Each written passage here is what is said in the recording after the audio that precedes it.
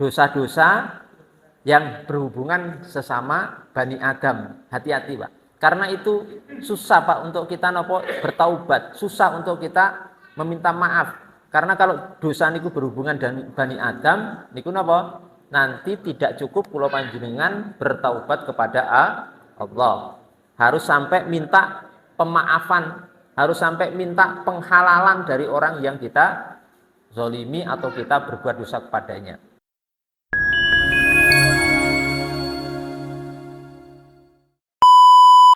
Nah, niku Bapak Ibu yang kami cintai dan kami muliakan, rahimani wa rahimakumullah. Oleh karena itu, monggo di kesempatan yang sisa Allah Subhanahu wa taala, sisa umur yang Allah berikan kepada kita sekalian menika, kita gunakan sebaik-baiknya untuk taat pada Allah Subhanahu wa taala, untuk memperbanyak amal soleh sebanyak-banyaknya, untuk memperbanyak bekal untuk menghadapi kehidupan setelah kehidupan dunia. Sebenarnya mati niku enggak penting, Pak. Sebenarnya mati niku enggak menakutkan ketika setelah mati itu selesai.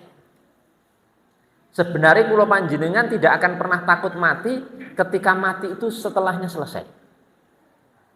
Tapi kenapa jadi kematian itu menakutkan? Karena setelah kematian itu ada kehidupan lanjutan, kehidupan alam barzakh, kehidupan akhirat yang di situ ada yaumul hisab, hari perhitungan amal.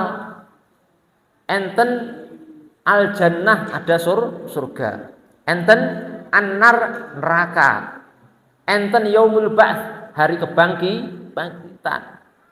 Enten as-sirat, jembatan yang membentang di antara dua bibir jahanam yang harus kita lewati. Enten fitnatul qabr, soalul qabr, pertanyaan alam kubur, alam barzakh namanya, yang harus kita lewati juga. Makanya kematian jadi menakutkan. Yang sebelumnya tidak menakutkan. Kalau setelah mati selesai, santai.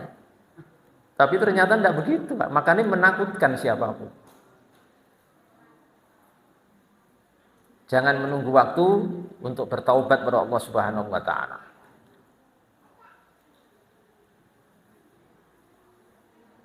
Dan saya ingatkan di sini jamaah sekalian yang dimuliakan Allah Subhanahu wa taala, selain kita berusaha untuk itu,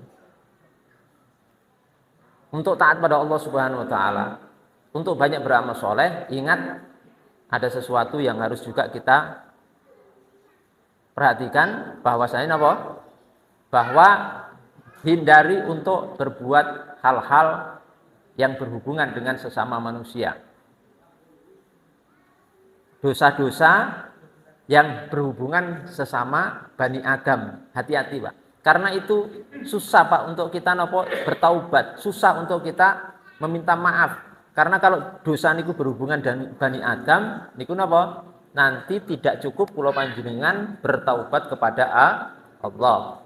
Harus sampai minta pemaafan, harus sampai minta penghalalan dari orang yang kita zalimi atau kita berbuat dosa kepadanya. Makanya orang yang paling cerdas itu orang yang sangat menghindari diri untuk berbuat dosa kepada sesama manusia. Kalau kepada Allah, panjenengan melakukan dosa jam ini, jam kedua jenengan tobat, diterima insya Allah. Gampang. Tobatnya bagaimana? Cukup meninggalkan maksiat kalih mengucapkan astagfirullah pun diterima tobatnya oleh Allah Subhanahu wa taala. Selesai. Gampang. Tapi nek jenengan bapak niki misalnya masalah kalih bapak sing niku gitu, si A mendolimi si B, niku jenengan tobat 1000 kali enten alam dunya ndak akan diterima. Nanti ketemunya enten yaumul hisab di hadapan Allah Subhanahu wa taala. Maka niki enten hadis, Pak. Dalam sebuah hadis Nabi Muhammad sallallahu alaihi wasallam sabda, "Man kana li akhihi indahu maulimatun." Maulimah bisa dibaca maulama, tapi yang masyhur maulimah. "Man kana li akhihi indahu matlimatun fi irdin aw malin." Barang siapa yang memiliki satu bentuk kezaliman kepada saudaranya sesama muslim, baik pada kehormatannya, fi irdin, au malin, atau pada hartanya. Misalnya seseorang mencederai kehormatan saudaranya, memfitnah atau yang lain.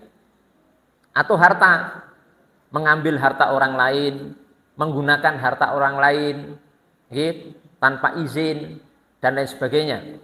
Napa? Ngendikanipun Nabi Muhammad SAW, fal yastahlilhu al-yauma, maka sekarang juga hari ini harus minta maaf dan penghalalan kepada orang yang dicederai itu. Kenapa? Qabla alla yakuna dinarun wala dirhamun, sebelum napa? Dinar dan dirham niku tidak berguna lagi. Kapan maksudnya enten akhirat? Pun enggak akan bisa berguna, Pak. Dinar, dibayar dirham pun mboten saged. Minta maaf, ten mriku mboten enten. Maaf, memaafkan ndak ada. Di hari kiamat niku sing enten yaumul hisab, hari perhitungan. Minta maaf enten akhirat, ketemu si A, ketemu kali si B. B, dulu saya di dunia melakukan ini kepadamu. B, dulu di dunia saya sempat ngepek pelemu, ya. Misalnya nyolong peleme tanggane, ya, nyolong pelemu sak kresek, gitu. Wi nyolong penebas, ya. Misalnya nih, nyolong peleme tanggane sak kresek, boten izin. Enten hari kiamat minta maaf boten berlaku, Pak, boten saged. Nek ajeng minta maaf sakniki. Minta maaf, minta penghalalan, terus napa? Dikembalikan buah mangga yang dicuri sebelumnya niku. Niku, nggih. Fa in kana lahu amalun yukhadu minhu biqadri mazlamati wa ila ukhidha min sayyiati sahibi fahumila alaihi. Kalau si orang itu yang mendolimi itu memiliki amalan, maka amal soleh niku diambil. Jadi misalkan sing mendolimi niki si A, sing didolimi si B, niki amal soleh si A niku nek minta maaf kan mboten saged. Minta maaf enten kiamat niku mboten saged. Ndak boleh, ndak bisa. Carane napa? Bayar. Jadi amal soleh si A niki diambili untuk bayar kedolimane kepada si B. Terus ngoten. Nek kedolimane banyak sampai akhirnya napa?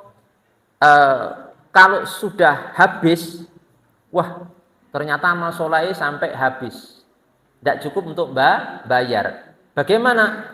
Akhirnya kejelekannya si B niku dilimpahkan kepada si A-nya, tak kei dosa-dosaku, sayiatku, nah ini untukmu. Karena untuk bayar udah tidak cukup apa amal soleh, dikembalikan.